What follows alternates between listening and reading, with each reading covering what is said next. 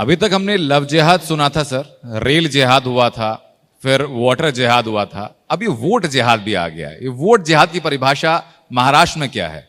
देखिए, परिभाषा यही है कि रिवेंज वोटिंग जिसको हम कहते हैं, किसी को जिताने के लिए नहीं, किसी को हराने के लिए वोटिंग करना, इसको कहते हैं। और ये हम लोगों ने महाराष्ट्र में बड़े पैमाने पर देखा। देश और दुनिया से लोग आए। क्या ये धर्म के आधार पर हो रहा है? देखिए, ये तो स्पष्ट है, धर्म के आधार पर ही हुआ है। तो आप ये मानते हैं कि जो असदुद्दीन ओवैसी जैसे जो आपकी राजनीतिक मित्र हैं, वो जो परसेप्शन दे रहे हैं वो काम कर रहा है?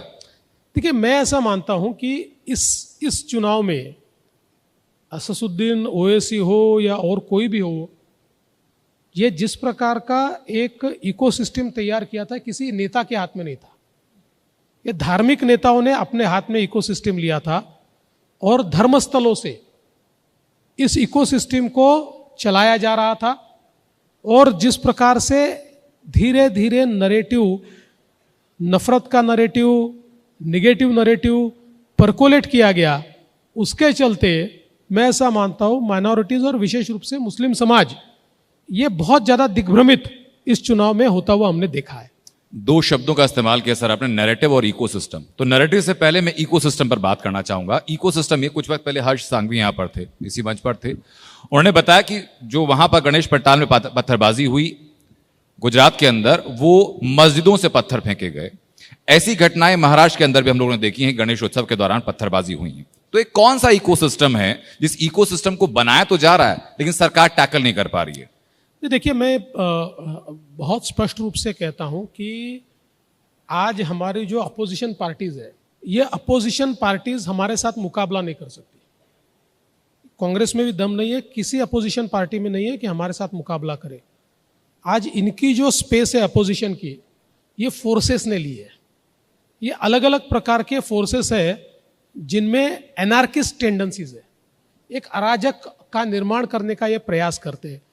और मैं बहुत स्पष्ट शब्दों में कहूँगा कि इनमें से कई फोर्सेस ऐसे हैं कि जो एनजीओ के नाम पर फॉरेन से फंड लेते हैं और यहाँ पर एक अलग प्रकार से नरेटिव तैयार करने का प्रयास करते हैं।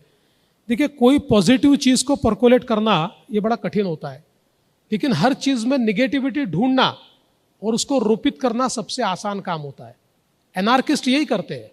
एनार्किस्ट, आप कोई भी अच्छी चीज बताइए। हम लोग मंच से सर सीधा नाम लेकर बात करें तो बेहतर होगा कि ये परसेप्शन या इकोसिस्टम कौन बना रहा है? आपके पॉलिटिकल पार्टीज हैं, नेता हैं। देखिए, ये जो भारत जोड़ो नाम का एक संगठन तैयार होते, कोई संगठन नहीं है, जिन्होंने राहुल गांधी की पदयात्रा को मैनेज किया, जिन्होंने राहुल गांधी के नरेटिव को मैनेज किया, ये सारे लोग अलग अलग प्रकार के एनार्किस्ट लोग हैं, अल्ट्रा लेफ्टिस्ट लोग हैं, जिन्होंने मिलकर सारे एनार्किस्ट लोगों का एक संगठन तैयार किया है।